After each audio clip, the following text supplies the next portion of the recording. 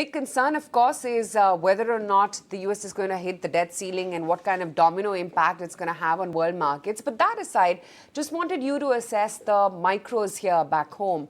And what have you made of the earnings so far, especially from the mid-cap end of the market?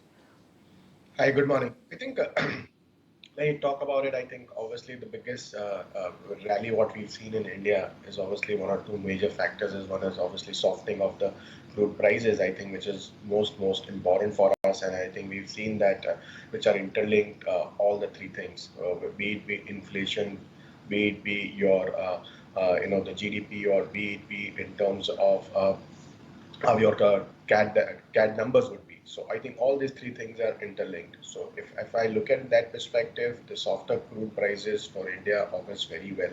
And if we see that in last 4 5 months, two, three things have changed dramatically. One, obviously, the cooling of commodity price, which has helped in obviously in a scenario where and when we meet the RBI, we see the RBI policy in June, where I think the interest rate should be a status quo. So I think this all thing as are interlinked. Now we talk about the earning seasons. I think so far, I think whatever the numbers have come out in a Nifty universe, what we feel is I think by and large, as per expectation or better than expectations, except for the metals where we see the numbers have been a little bit softer, which was as per expected. Now if we segregate there into the banking leading all the way, we've been discussing it, and I think that is seen in the performance also in the most of the financials stocks as well. So I feel that I think a mixed quarter by technology. However, technology we've seen come back in a couple of mid-cap stocks hitting 52-week high. So I feel that again a mixed bag. I think still dragged by the large cap IT names, which still have not performed, which vis-a-vis the mid caps have performed. But we feel that I think the for clients with a horizon of more than 1.5 year view, then I think IT will play out very well from here. Thirdly, I think autos had a good set of numbers. If you look at it, I think the numbers were better than what we were expecting in this thing. So, and fourthly, I think when we talk about the consumer discretionary spending, which was visible in most of the management's commentary in this quarter. So, what we feel is, I think all these macros are favoring. And I think large caps have already done well. Nifty trades at 18 times FI25, so I think which is a fairly discount to the premium what we had it used to trade. And most importantly, when we see that Adani saga is almost as getting into an end, I think when we started in Jan and we saw the turmoil in the markets, and again, which is getting now somewhere which is getting settled, what the stock prices are indicating. So I feel all these things are favoring. I feel that risk versus reward is quite favorable. Stay invested or get into numbers. Secondly, I think when you talk about the mid caps, I think mid caps also, by and large, select pockets have done well, and stocks have done well. So I think still a lot of room for large cap stocks to do well from here. So that's what I feel at from here. Just chatted with the Dixon Technologies management, and they're pretty gung-ho about business and how it's going to be in FY24, especially the mobile segment, which they foresee is going to contribute over 50%, or rather around 50% to the total revenue mix pie.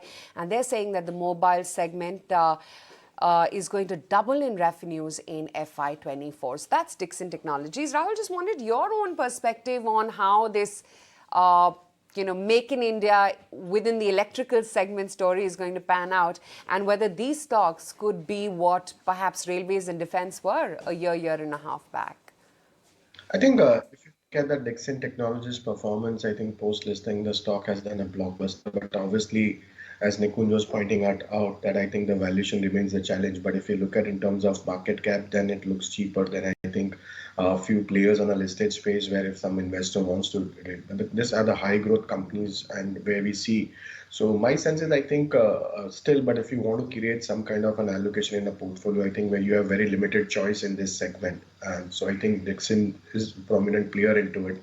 So I would say that I think one should have small allocation definitely in the portfolio. But yes, your valuation will always remain challenged for the high growth companies. Vis-a-vis, there are other listed players as well. But I think also that Ember Enterprise also looks interesting if I have to compare with Dixon and so I think both looks good. Ember and Dixon should be a part of the portfolio. That is what looks like from here. Meantime, Rahul, just looking at the entire consumption gamut, and we were talking about how, yes, there has been a slowdown of sorts. If you had to pick and choose within the entire consumption space, betting on the rural theme as well, some strong players that look good for the long haul, what would they be? Rahul, you're on mute. Just unmute yourself. So when you Yeah. talk about the consumer names, I think two, three trends which is quite visible. As one is obviously the obviously the volumes have not moved up in terms of has been quarter on quarter just marginally flat and marginal growth for a few companies here and there. But one more important thing to note is I think that because of the fall in the commodity prices, there could be a margin expansion from coming quarters, and this will lead into into the growth way.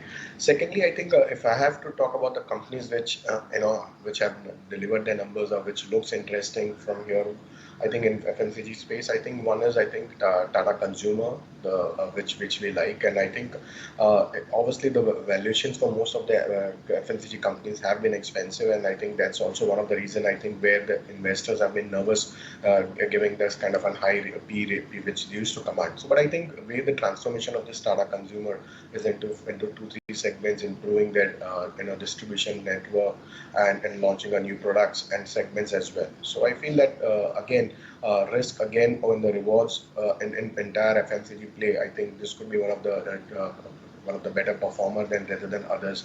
There could be at least a 20% upside from this stock. So I think one should look at this stock in the FMCG space. All right, there you have it. Those are some recommendations coming in on the FMCG space.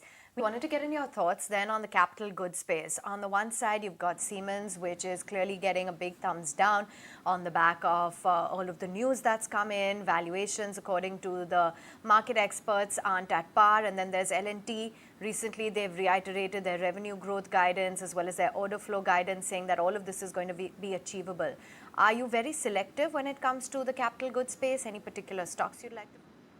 I think I think when we talk about the capital goods sector, I think select few large names are available, and I think they've usually traded always on expensive.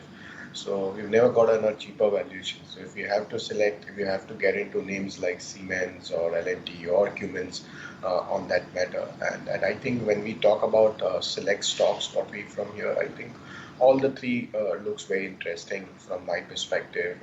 Obviously, Siemens have cooled down from the recent highs and all.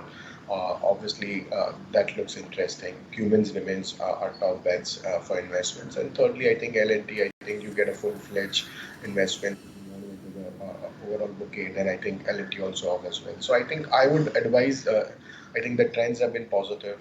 We have seen the things coming back in the capital goods space. So I would advise buying all the three stocks for the portfolio. Okay.